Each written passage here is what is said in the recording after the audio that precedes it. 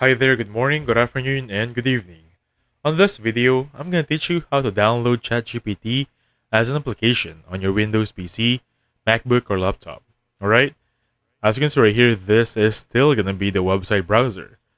So this one right here, the powerful ChatGPT, I'm going to teach you how to download this one as an application. To get started, we just want to remove this one, as you can see right here.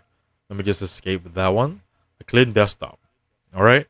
So in here, just type on your search bar the Microsoft Store. Wait for it to boot up, and then basically type ChatGPT on that one. You're gonna get ChatGPT application on your Windows PC. Same drill if you're using a MacBook, go to your App Store. If you're using another software, just go to the Play Store or the store for your applications. Click Get in here, make sure you're signed in to your MacBook, your laptop, or your Microsoft account. And that's it.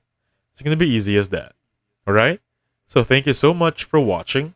I'll catch you guys on the next one. Goodbye for now.